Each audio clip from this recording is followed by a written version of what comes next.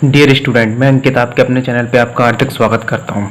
आज हम मैथ का एक टॉपिक डिस्कस करने वाले हैं जिसका नाम है परसेंटेज।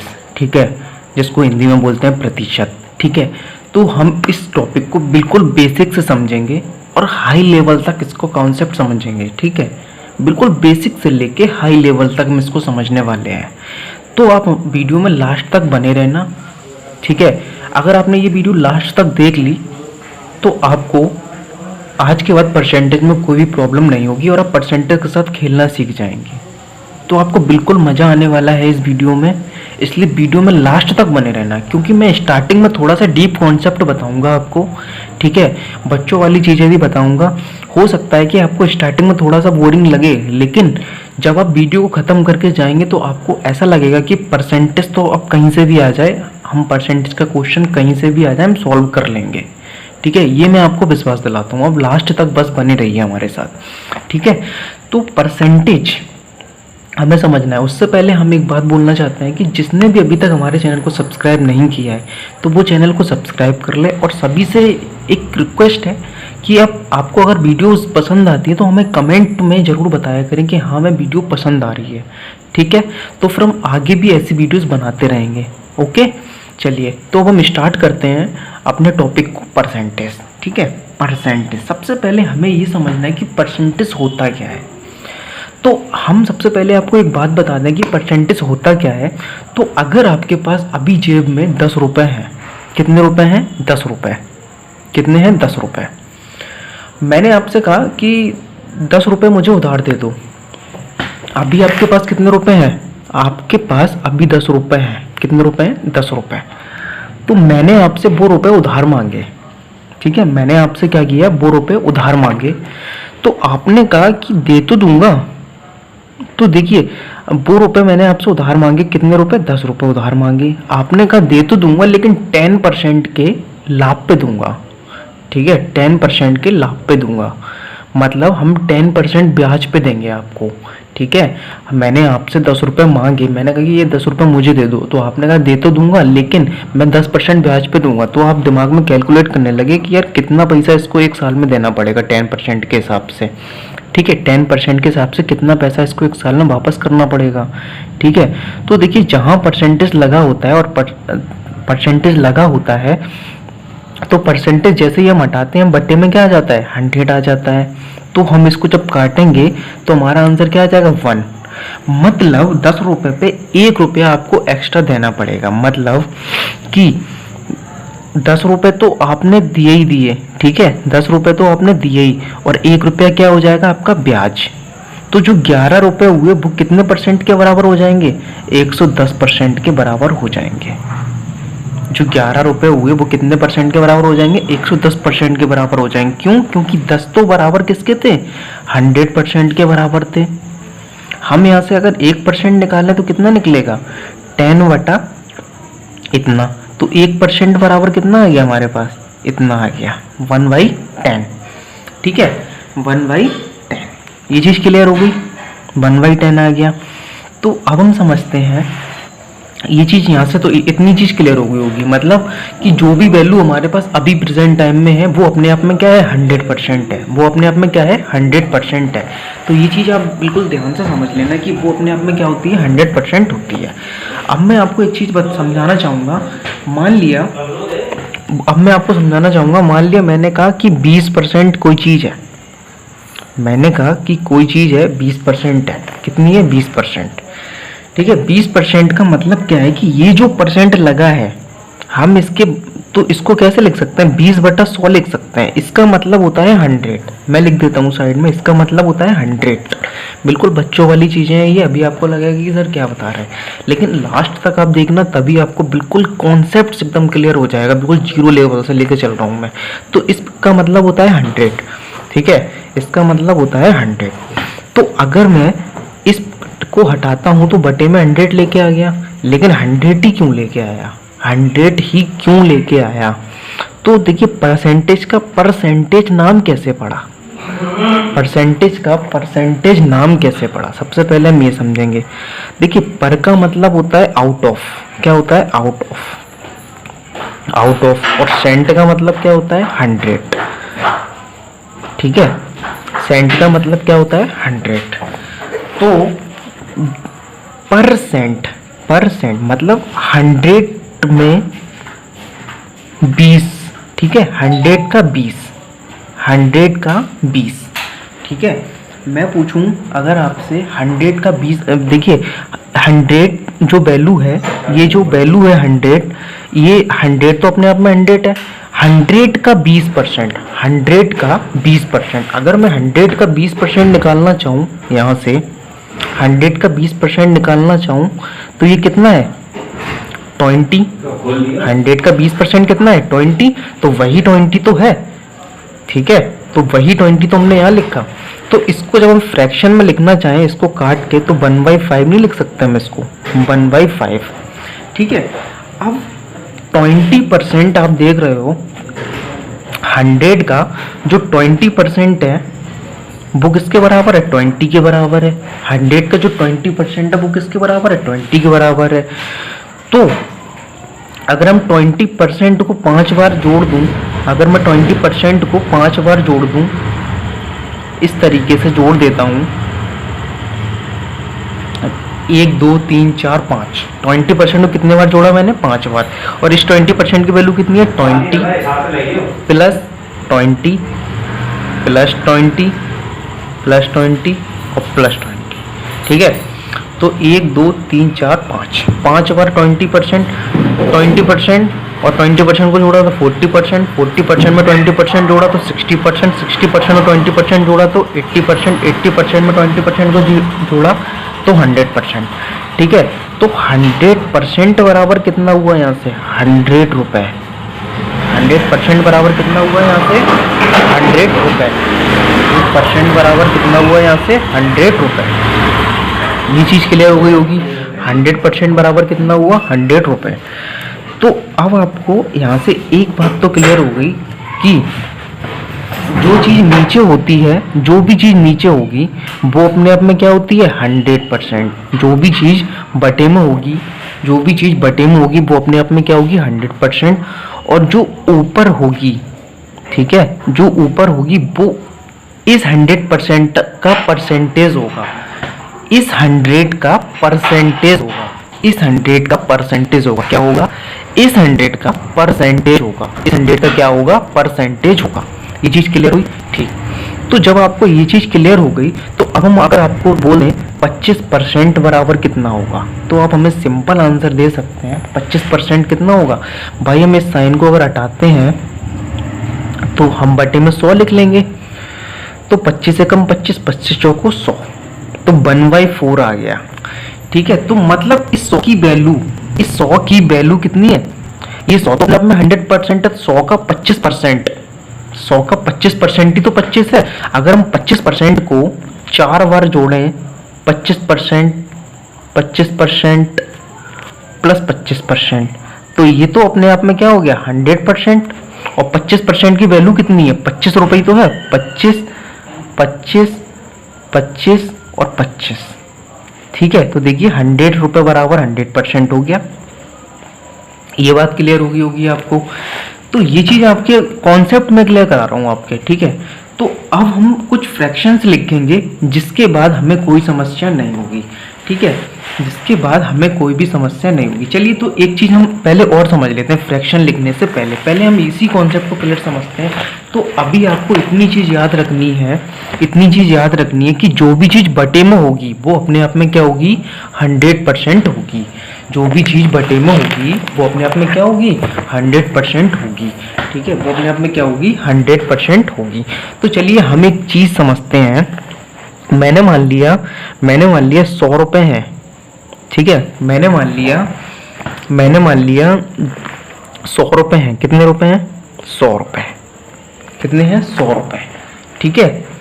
100 रुपये ये कौन सी वैल्यू है? मैंने मान लिया सीपी है। ये कौन सी वैल्यू है? सीपी, यानी कि 100 रुपये क्रय मूल्य, मतलब जो कि हमारे पास है। लेकिन मैंने किसी को उधार दे दिया इसको। कितने प्रॉफिट पे?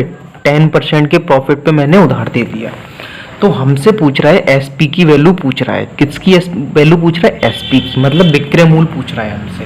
देखिए, सीपी का मतलब होता है कॉस्ट प्राइस, ठीक है, और एसपी का मतलब होता है सेलिंग प्राइस। ये चीज़ आप लिख लेना। ठीक है।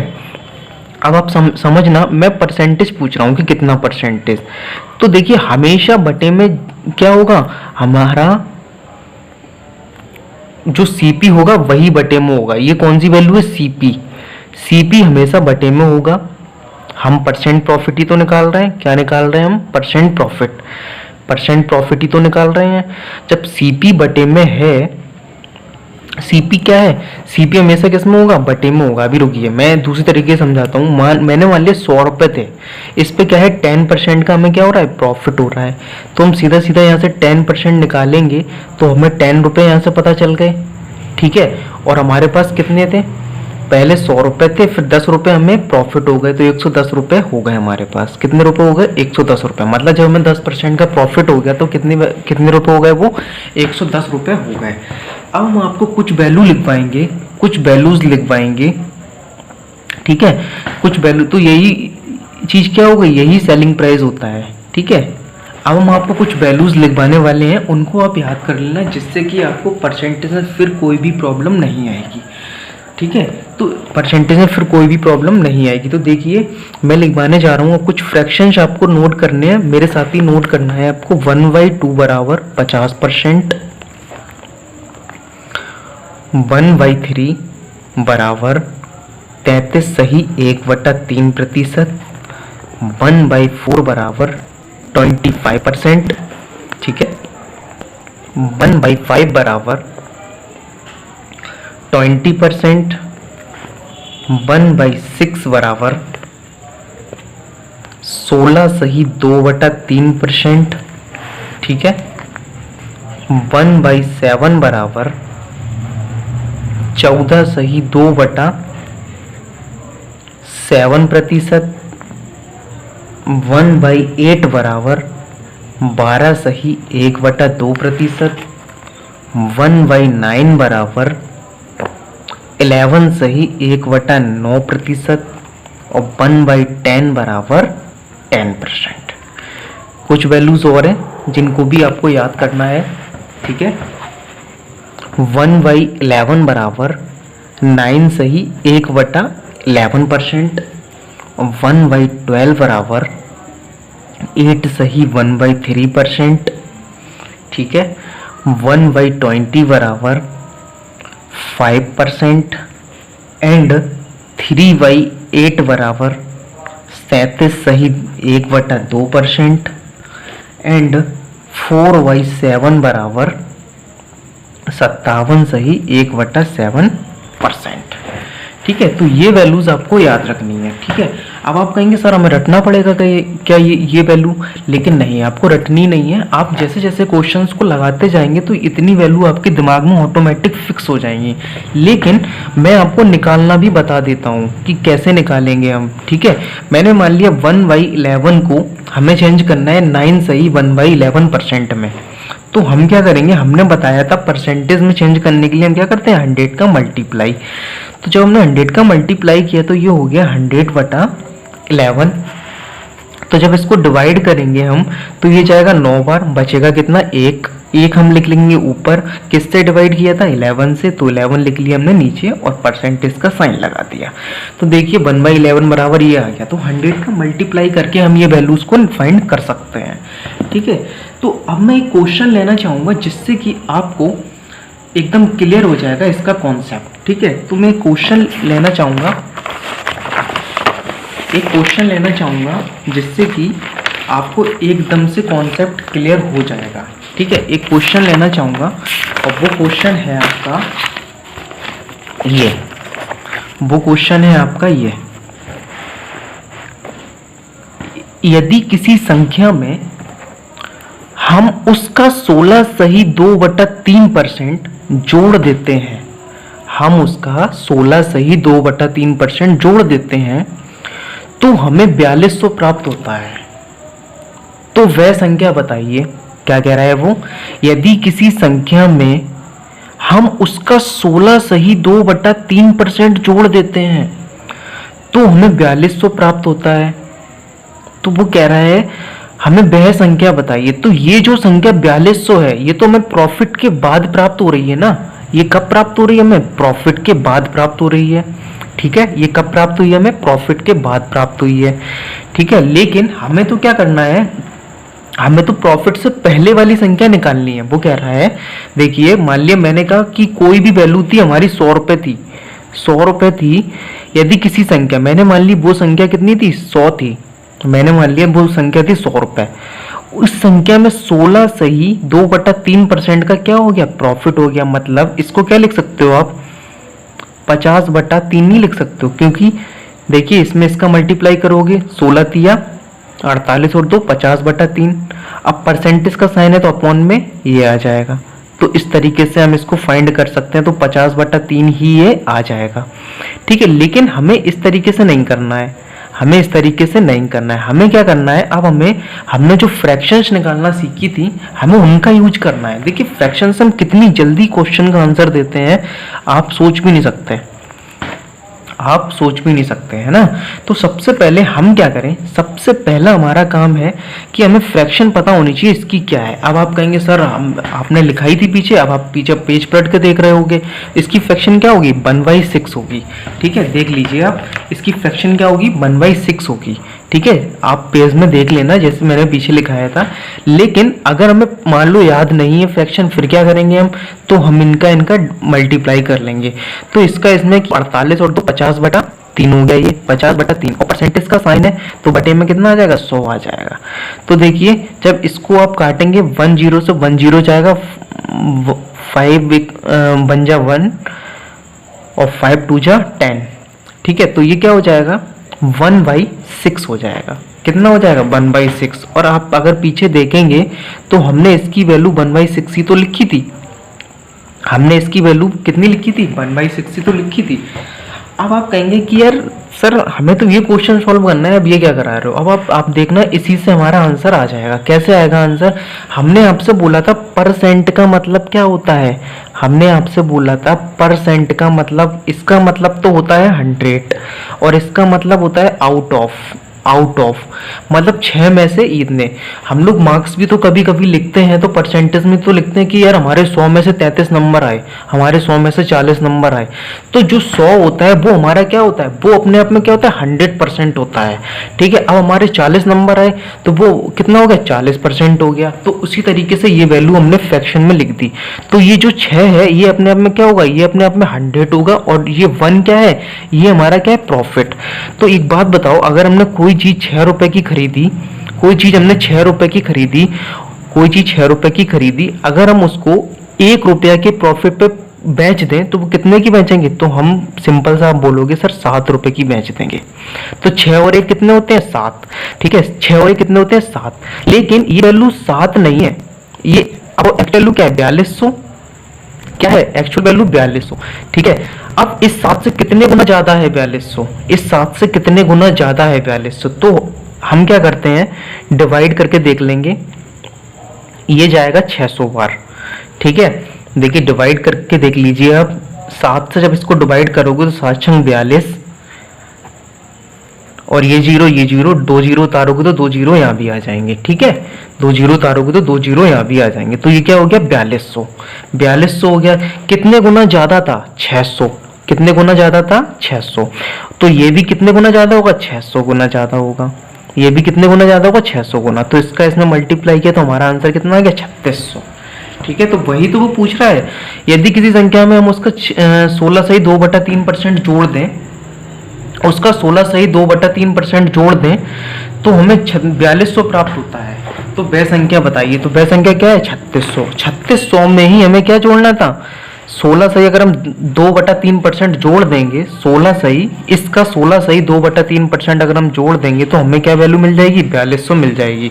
तो देखिए हम एक बार जोड़ के भी देख लेते हैं। वैसे हमारा आंसर तो 3600 यहाँ पे ही आ गया। ठीक है, और आपको पेपर में भी यहाँ तक ही करना है, ये नहीं करना है। ये तो मैं आपको समझाने के लिए बता रहा हूँ कि अगर 3600 को हम 4200 कैसे कर सकते हैं। ठीक है, तो मान लिए इतना प्रॉफिट हो रहा था, हमें कितना हो रहा था? 16 सही 2/3% प्रॉफिट हो रहा था। तो 3600 मैंने इसका मल्टीप्लाई किया तो 50/3 लिखा और परसेंटेज हटाया तो 100 लिख लिया बटे में। इसको हमने इससे हटा दिया, 3 एकम 3 और ये 18, 3 एकम 3, 3 एकम 3, 3 दूनी 6। और जब इसको करोगे तो 0 और 12 पंजे 60। देखिए 600 रुपये आया, कितने आया 600 रुपये।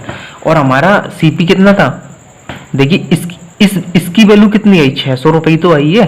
16 सही 2/3, 16 सही 2/3 की वैल्यू कितनी आई, 600 रुपये। ठीक है, और हमारी एक्चुअल वैल्यू कितनी थी, 3600 रुपये। और प्लस 600 जोड़ोगे तो अब 4200 हो जाएगा या नहीं हो जाएगा। ठीक है, तो अगर अभी आपको समझ में नहीं आया तो कोई बात नहीं, हम अगला क्वेश्चन कर लेते हैं, बिल्कुल आपको क्लियर हो जाएगा कॉन्सेप्ट। ठीक है, अब हमसे अगला क्वेश्चन में क्या कह रहा है, वो हमसे कह रहा है अगले क्वेश्चन में, यदि किसी संख्या में हम उसका 16 सही 2/3% जोड़ देते हैं। अब आप समझना, किसी संख्या में हम उसका 16 सही 2/3% जोड़ देते हैं। ठीक है, आपके पास 100 रुपए थे, हमने कहा 100 रुपए का 16 सही 2/3% हम आपको और देंगे, हम आपको और देंगे। ठीक है, तो वो वैल्यू क्या है, ये है 1421। मैंने मान लिया, अब हम सीधा सीधा लिखेंगे, फ्रैक्शन वैल्यू लिखेंगे। 16 सही 2/3% की फ्रैक्शन वैल्यू कितनी थी, 1/6, 1/6। ठीक है, कोई वस्तु हमने 6 रुपए की खरीदी और हमने 7 रुपए की बेच दी। हमने 1 रुपया का फायदा लिया और 7 रुपए की बेच दी। मैं कोई वस्तु 6 रुपए की खरीद के लेके आया, मैं बाजार गया और कोई वस्तु 6 रुपए की खरीद के लेके आया। कितने रुपए खरीद के लेके आया, 6 रुपए की खरीद के लेके आया। तो आप मेरे पास आए, आपने कहा कि ये मुझे खरीदनी है, तो मैंने कहा कि ठीक है ले लो। तो मैंने कहा कि मैं 16 सही 2/3% के लाभ पे बेचूंगा उसको। ठीक है, तो आप कैलकुलेट करने लगे, आपने कहा कि यार 16 सही 2/3% के लाभ पे बेचोगे, मतलब 6 रुपए पे 1 रुपया हमें फायदा हो जाएगा। किसको, मुझे फायदा होगा, मैं बेच रहा हूँ ना 16 सही 2/3% के लाभ पे, तो 1 रुपया मुझे फायदा होगा। मतलब मैंने 6 की खरीदी थी और मैंने बेच कितने की थी, 7 की बेच दी, क्योंकि 6 और 1 कितने होते हैं, 7। और हमें वैल्यू, लेकिन जो वैल्यू हमारे पास एग्जैक्ट वैल्यू थी वो 7 नहीं थी, वो कितनी थी, 1421 थी। कितनी थी, 1421। ठीक है, और ये 7 से कितने गुना ज्यादा है, ये 7 से कितने गुना ज्यादा है। अब कितने गुना ज्यादा ये हम कैसे पता करते हैं, तो इस 7 का इसमें डिवाइड कर देंगे, मतलब भाग दे देंगे। तो 7 दूनी 14, 0 0 2 तो 0 और 1, तो 7 तिया 21। ठीक है, तो 203 गुना ज्यादा है। कितने गुना ज्यादा है, 203 गुना ज्यादा है। ठीक है, आप मल्टीप्लाई करेंगे तो 1421 आपको मिल जाएगा। तो 6 भी ये क्या है, ये भी 203 गुना ही ज्यादा होगा। तो ये कितना आ जाएगा, 6 × 18 की 8 हासिल 1 और 1 6 दूनी 12, तो 12 18 आपका क्या हो जाएगा, आंसर हो जाएगा। आई होप कि आपको ये चीज समझ में आ गई होगी। अगर आपको बिल्कुल भी समझ में ना, इसमें एक पॉइंट भी समझ में ना आए हो, तो आप प्लीज वीडियो को बैक करके देख लेना। मैं विश्वास दिला रहा हूँ कि अगर आपने ये कॉन्सेप्ट एक बार सीख लिया, एक बार अगर आपने ये कॉन्सेप्ट सीख लिया, तो कोई भी क्वेश्चन परसेंटेज का आ जाए, कभी भी कोई भी क्वेश्चन आपसे नहीं छूटेगा। बस आपको फ्रैक्शन वैल्यू को याद रखना है। फ्रैक्शन वैल्यू कैसे याद होंगी, हमने आपको निकालना भी सिखा दिया कि कैसे निकालते हैं। और याद करने की बात रही, तो आप जब 10-12 बार किसी चीज को कर लेते हो तो आप ऑटोमेटिक उस चीज को सीख जाते हो। ठीक है, तो आपको धीरे धीरे वो चीज याद हो जाएगी, है ना। तो हमारा घाटा नुकसान किस पे होता है, जो हमारे पास है उसी पे ही हमारा घाटा होगा और नुकसान होगा। मेरे पास 100 रुपए है, मेरे पास कोई बैट है, मैं एक एग्जांपल से और आपको समझाना चाहूंगा, बिल्कुल आपको क्लियर करना चाहता हूं। मैं 100 रुपए की कोई बुक खरीद के लेके आया था, मैं 100 रुपए की कोई वस्तु खरीद के लेके आया था। ठीक है, मैंने 1 महीने उस बुक को पढ़ा, बहुत अच्छे से पढ़ लिया, और उसके बाद मैंने क्या किया, आपको 80 रुपए की बेच दी। मैंने आपको 80 रुपए की बेच दी। 100 की खरीद के लेके आया लेकिन 80 की बेच दी। ठीक है, 100 की खरीद के लेके आया और 80 की बेच दी। मतलब क्या है, एक चीज समझो आप, मैं 100 रुपए की खरीद के लेके आया था, तो जो भी चीज हम खरीद के लेके आए वो क्या है, हमारी 100 रुपए की खरीद के लेके आए थे, तो वो नीचे है।